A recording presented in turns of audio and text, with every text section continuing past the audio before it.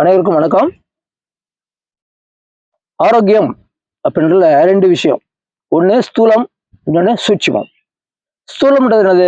உட்காந்து எந்திரிக்கிறது, ஓடுறது, ஸ்கிப்பிங், கராத்தே, இந்த மாதிரி ஜிம், இதெல்லாம் ஸ்தூலம். சூட்சுமம்ன்றது நம்மளுடைய ஆறா. ஆறா நம்ம உடலை சுற்றி இருக்கும். எல்லா பொருளுக்குமே ஆறா உண்டு. மரம், செடி, வீடு, தோட்டம், மலை, நதி, எல்லாத்துக்குமே ஆறா இருக்கு. ஸோ நமக்கும் ஒரு ஆறா இருக்கு. இந்த ஆறா தான் காஸ்மிக் பவரை வாங்கி நம்ம உடம்புக்கு கொடுக்குது.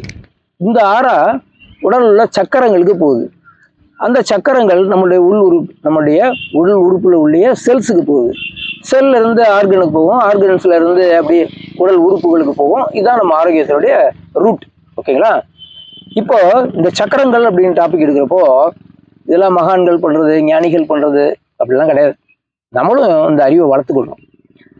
அப்ப 6 ஆதாரங்கள், 6 சக்கரங்கள். இந்த 6 ஆதாரமும் என்னென்ன வேலை செய்யுது, எப்படி ஆரோக்கியத்துக்கு உதவுது அப்படின்னு ஒரு தனி டாபிக்ல நம்ம தெரிஞ்சுக்கலாம். அதுல முக்கியமான ஒரு 3 சக்கரங்கள். ஒன்று நெற்றிக்கண் என்று சொல்லக்கூடிய 3வது கண், இது ஒரு சக்கரம். ஓகே. அடுத்தது இருதய சக்கரம், 2. இன்னொன்று மூலாதாரம். இந்த 3 சக்கரத்துக்கு நான் எங்க சார் போகணும், எப்படி நான் அதை டெவலப் பண்ணுறது, அதோடைய தரத்தை எப்படி உயர்த்துறது அப்படின்னா, அதுக்கு நீங்கள் கிளாஸுக்கு போகணும், பெரிய மகானை பார்க்கணும், அப்படிலாம் ஒன்றும் கிடையாது. கண்களை மூடி நல்லா நிதானமாக ரிலாக்ஸாக உட்காந்துட்டு புல்லாங்குழல் இசையை, வார்த்தைகள் இருக்கக்கூடாது, புல்லாங்குழல் இசையை 20 நிமிஷம் நீங்கள் மெய் மறந்து கேட்டீங்கன்னா உங்களோட தேடை ஓப்பன் ஆகும். 3வது கண் விழிப்படையும். 3வது கண் ஓப்பனாக என்ன நன்மை? நம்மளுடைய பிட்யூட்டரி கிளாண்ட் நல்லா வேலை செய்யும். மெமரி பவர் இன்க்ரீஸ் ஆகும். தலையில் உள்ள எல்லா சுரப்பையிலும் கமாண்ட் பண்ணுறது பிட்யூட்டரி. மெமரி பவர் நல்லாயிருக்கும். ரீகாலிங் சிஸ்டம் நல்லாயிருக்கும். அதிதீய தன்மைகள்லாம் வருவதற்கான வாய்ப்புகள் உருவாகும். ஸோ அதனால் பிட்யூட்டரி கிளாண்டை தூண்டக்கூடிய ஒரு இசை புல்லாங்குழல் இசை. என்ன கஷ்டம்? 20 நிமிஷம் கேளுங்க சார். வெறும் புல்லாங்குழல் யார் வாசித்தாலும் சரி, ரம்மியமாக அருமையாக மெய் மறந்து கேளுங்க, 20 நிமிஷம் தேடை ஓப்பன் ஆயிரும். 2 இருதய சக்கரம்.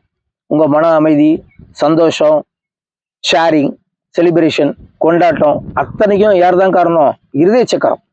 இந்த இருதய சக்கரத்தை தூண்டுறதுக்கான ஒரு அருமையான இசைக்கருவி வீணை. அதே போல தான் நல்ல வீணை இசையை 20 நிமிஷம் கேளுங்க. கண்களை மூடணும், கை காலெல்லாம் ஆட்டக்கூடாது. அந்த இசையை மட்டும் காதால கேட்டு ரசித்து மெய்மறந்து கேளுங்க. உங்கள் இருதய சக்கரம் வேலை செய்யும். அப்போ அதோடைய நன்மைகள் உங்களுக்கு கிடைக்கும். ஓகே. பிபி குறையும், கொலஸ்ட்ரால் உற்பத்தி ஆகாது, நீங்கள் ஏகாந்தமாக இருக்கிற மாதிரி இருக்கும். ஓகே. 2வது. 3வது இசை. உங்கள் மூலாதாரம் அத்தனை சக்கரங்களுக்கும் ஆதாரமாக இருக்கிறது மூலாதாரம். இந்த மூலாதாரத்துக்கான கடவுள் கணபதி அப்படின்னு சொல்லுவாங்க. இந்த மூலாதாரத்தை தூண்டக்கூடிய ஒரு இசை பறை மேளம், ட்ரம்ஸ், மிருதங்கம். இந்த 3ல உங்களுக்கு எது உங்களுக்கு பிடிக்குதோ, உங்களுக்கு பிடிக்கணும். இந்த 3 இசையில அது மாதிரி கேரளாவில் உள்ள செண்டை வாத்தியம்னு சொல்லுவாங்க. அது இந்த 4 வாத்திய இசையை நீங்க 20 நிமிஷம் கண்களை மூடி ஆடாம, காலில் ஆட்டாம, கண்களை மூடி ரசிச்சு கேளுங்க. உங்க மூலாதாரம் வேலை செய்யும். அவ்வளவுதான் சார். 3 இசையை அந்த இடத்துல கவனிக்கணும். மூலாதாரத்தை கவனிக்கும் பொழுது செண்டை மேளம், மிருதங்கம், ட்ரம்ஸ், இந்த இசைகளை கேட்கும் பொழுது கவனம் அடி முதுகுல இருக்கணும்.